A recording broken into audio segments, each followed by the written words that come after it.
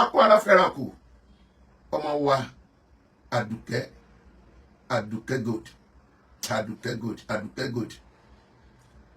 ó yẹ jáde lánàá ó mìíní bákan ṣùgbọ́n tẹ́ bá wo àkọlé tí mo sọ lónìí, ìgbéraga orí afẹ́fẹ́, media pride. Àwa pásítọ̀ gbogbo, àwa àfáà gbogbo, àwọn oníṣègùn gbogbo, mo fẹ́ pè wá sákìyèsí kinní kan. Ẹ jọ̀wọ́ torí Ọlọ́run, kò sẹ́ni tí ò ní kú, kò sẹ́ni tí ò ní lọ. Ó ṣèjàre ọmọdé, God bless you. Ikú tó gbomijé lójú gbogbo ènìyàn. Màá fẹ́ sáré lọ fi ìránṣẹ́ Ọlọ́run kan hàn tó bóde látàná, ó lóun bá wa dárò Àdùkẹ́ Gold, but nínú ọ̀rọ̀ rẹ̀ a rí pé ńṣe ló ń fi kú ọmọ yìí wá followers, which is very very bad. Mi ò ní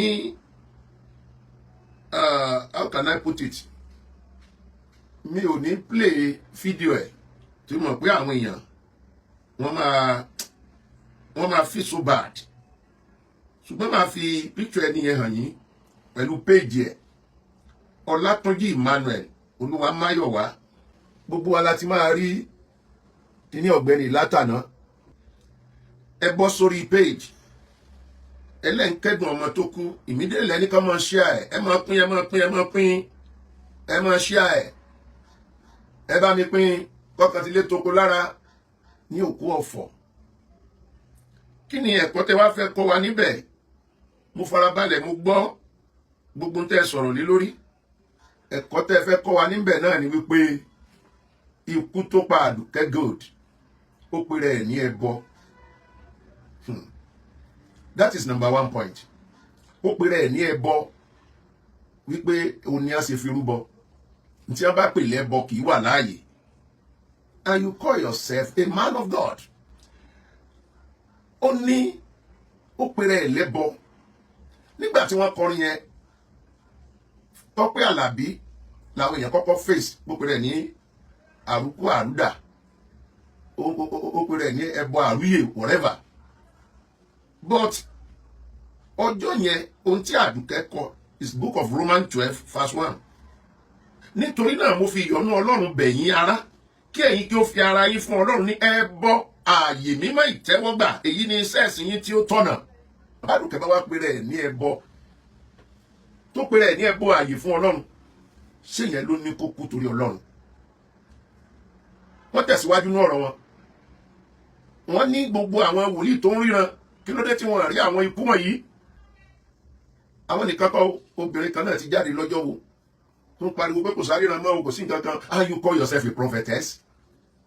And this man is a pastor also. Àbí prophet ti ẹni tó rán náà padà ríran. Wọ́n ríran nu mẹ́sẹ̀jì wọn tí wọ́n ń give lánàá yẹn wípé àwọn rí pé orí pẹpẹ kan ní Àdùkẹ́ lọ gùn tẹ́ fi rúbọ. Ṣé ni pé wọ́n ti ń dá wàhálà alẹ́ already? Àwọn àmọ́ wò pé mo Àdùkẹ́ Gold ti lọ kọrin kányìn, pẹpẹ bonógùn kányìn. Ọmọ tó jẹ́ pé ìràwọ̀ rẹ̀ gbogbo ayé ni, àti Redeemed Mountain of Fire, Sẹ̀lẹ̀, CAC, everywhere. Oh my God. Ẹ má fi ikú ọmọ ọlọ́mọ yìí dá wàhálà sílẹ̀. Ẹ má fi wá followers. Máa yẹn sọ wípé ó yẹ kẹ́ ti máa pín, ó yẹ kẹ́yàn ti wọ 100, ó yẹ kẹ́ ti wọ 100 lórí. Oh my goodness God. Usage ní Ìbàdàn ló kú sí gbogbo aládẹ máa pé usage gan mọ́ṣúárì ni, kì í sọ hospital mọ́. Usage ò kì í sọ hospital mọ́, ó ti di mọ́ṣúárì. Gbogbo ẹni tí wọ́n bá gbé lọ bẹ̀ àfẹ́ torí bá wà lẹ́yìn ẹnìkan ló kù. Ẹ gbọ́ gbogbo ẹ̀yin ènìyàn. Pásítọ̀ ìwà ń fi ikú ọmọ ìwà followers tó kọ́ mọ̀ pé star ni. Ó ní ẹ máa wọlé, ẹ máa pín, ẹ máa bá mi pín, ẹ máa bá mi pín. Ẹ máa bá mi pín kẹ̀. But bí iná yẹn ṣe ń jó mi lára, because gbogbo ọmọ tí n bá mọ̀, tí màjèsí bá ń tọwọ́ òbí ẹ̀ kú, ìbànújẹ́ ńlá ni. Mo wò títí báyìí, omijé ń gbọ̀n mi. Kò sí ẹni tí ó rí àṣìṣe kan báyìí lọ́wọ́ Àdùkẹ́ Gold. Rárá àti rárá. Ìrẹ̀lẹ̀ pọ̀, kò ń sun ohun tó wà contrary. Ó wá yà mí lẹ́nu tí pásítọ̀ yẹn ní God láti lè máa sọ wípé ẹbọ tó pe rẹ̀ ló pa. Nígbà tí àwa ń kọrin tíátà káàkiri, akọrin débì kan, aláàtí dẹbọ kàǹkà tí ìtagún láyà àtẹgbà àṣà ò gbọdọ̀ gbé ewúrẹ́. Wọn àmọ́ fi wá ṣẹbọ ńgbà náà. Ọ̀pọ̀ olórin ló ń kọrin bẹ́ẹ̀, ó yà wọ́n dẹbọ. àwọn ti dẹbọ àrùkọ àrùyè àrùkọ àrùdà àti bẹ́ẹ̀ bẹ́ẹ̀ lọ. Kí ló dé àwa ìránṣẹ́ Ọlọ́run for God's sake? Mo ń bọ̀ lórí tẹ̀yìn àfà, mo ń bọ̀ lórí ẹ̀yin tó níṣẹ̀ṣe. Máa ń yọ pọ́ìntì lọ lóríṣiríṣiríṣiríṣi tí mo rí wípé gbogbo ohun tó ń sọ ọkàn fi ń wá followers sórí péjì ẹni. Kì í ṣe kó ọmọ yẹn ló ń dùn àtọ̀. Torí náà ẹ jọ̀wọ́ torí Ọlọ́run. Ẹni bá mọ péjì ọ̀gbẹ́ni yẹn, èmi ò ní play ẹ̀ rárá àti rárá. Kọ́mọ́dà bíi ẹni pa pásítọ̀ wọ́n downgrade ara wọn. Ọlátúnjí Emmanuel Olúwamáyọ̀wá Ọlátúnjí Emmanuel Olúwamáyọ̀wá ẹjọ́ ntẹ́ ẹsẹ̀ yẹn kú díẹ̀ káàtó. Pé Àdùkẹ́ Gold pé rẹ̀ lẹ́bọ òun kọ́ ló fa ikú. Ọlọ́run kó bá mi tẹ́ sí afẹ́fẹ́ rí. Kó tún lé àtọ̀nà rẹ̀ ṣe. Kọ́lọ́run kó pa àṣìṣe rẹ̀ rẹ́. Omi jẹ́ kíkorò òun ló gbà ní ojú wa. Kí wá bọ́ síbi pé ẹ̀ ń sọ pé àwọn kan ò ríran. At the end máàmì wá lòun ríran. Kí ló dé tó ríran ṣáájú ọjọ́ ọkọ ẹ̀? Ọwọ́ á lò ríran pé pẹpẹ kan ló ti lọ kọrin pẹpẹ tí máa ń gbẹbọ nítorí pé ó ti pèrè ẹ̀ lẹ́bọ. Ọwọ́ á gun pẹpẹ yẹn lọ fún pèrè tó ti ń gbẹbọ Àdùkẹ́ ṣe wá kú. What a rubbish.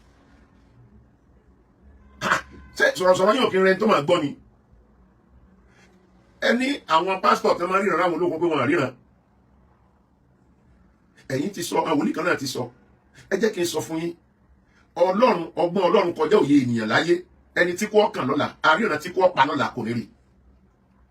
Tí bá wá ń ṣẹlẹ̀ báyìí, nítorí yẹ ká ṣe àwa ìránṣẹ́ ǹjẹ́ a padà ṣe? Nítorí yẹ ká ṣe àwa ìránṣẹ́ Ọlọ́run ǹjẹ́ a padà ṣe? Ẹ wà tìgbà tí ikú ti ń pa àwọn ọ̀dọ́ bọ̀. Tabakàlé ní èjì ẹ̀ta ẹ̀rin, ó ti fẹ́ tó yàn bíi 8 nínú ọdún yìí.